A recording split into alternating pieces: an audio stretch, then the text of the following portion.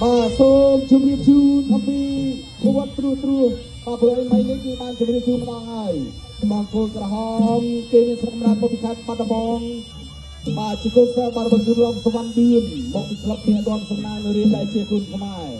គេធ្វើការថ្វាយបង្គំគ្រូតាមរបៀបកម្មករនេសាទត្រីបាទណែមាត់ស្ទឹងសែនយើងនេះបាទដាក់សំណាញ់មកបាទហើយរីឯបង្គោលធៀវបាទបង្គោលធៀវគឺបាទមកពីខេត្តសៀមរាបបាទជាកូនសិស្សបាត់របស់គ្រូស៊ុនប៊ូធឿនមកពីក្លឹបរិស័យម៉ានគ្រប់គ្រឹះគុណខ្មែរបាទនៃសមាគមកីឡាប្រដាល់ខេត្តសៀមរាបបាទបង្គំគ្រូតាមរបៀបអន្តរីសំដែងរិទ្ធកម្មករនេសាទត្រីធ្វើឲ្យលោកអញ្ញាដាវផាន់ប្រែប្រពុកដែលពុកពោះក៏បានលុយណាទិញត្រីប៉ុន្តែអត់អីទេបាទគេនេសាទឲ្យគេទុកយកទៅផ្ទះទេបាទអត់អស់លុយទេបាទអត់ដូចបាទការថ្វាយបង្គំគ្រូកម្មករជីកត្បូងទេបាទជីកត្បូងហើយបានគេយកមកលក់នឹងបាក់បាទអត់មានទុនសម្រាប់ទិញបាទអូយហើយយ៉ាខ្លាចបាទតែគេស្រាវសំណាញ់មកបងយកកូនជឿបងយកអិនត្រីដែលកំពុងសម្ដែងរឹកនេះបាទស្រាវហើយស្រាវបានទេបាទអត់បានទេ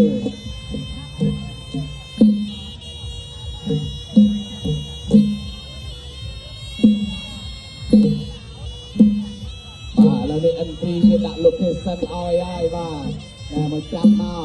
កចាប់ហើយខ្លាចមកជើងឥឡូវហ្នឹងបាទអត់អីទេចាប់ដើមបងអើយយ៉ាមកហើយស្រាវបានបងយកត្រីនេះអាយអូអាយយ៉ាឃើញហើយបាទកាច់កបដោយបានមួយហើយចាក់មួយទៀតអាយ៉ាវាខ្លាចតិចបាទពីអាយ៉ាច្រើនផងមកសំណាញ់នេះបាទអូស្ទឹងសែនសបោបាទគ្រប់តែមកសំណាញ់នេះយ៉ាងស្រាលទៅដែរបានតែធំเลยនេះដឹងតែបាទ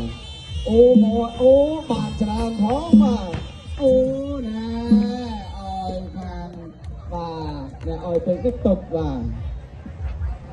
កីឡាករទាំងពីរកំពុងស្ដាប់បទបញ្ជានៃការប្រកួតប្រដាល់គុណខ្មែរពីលោកអញ្ញាកណ្ដាលផាំងសារ៉ែមលោកផាន់ស្រែកំពុងតែណែនាំបាននៅទី2ឲ្យជាក់ច្បាស់អំពីបទបញ្ជាបាទនៃការប្រកួតបាទមុននឹងស្នូជូនរបស់គណៈកម្មការទាំងទេបាទបណ្ឌឺឡើងត្រៀមនឹងការប្រកួតចាប់ដើម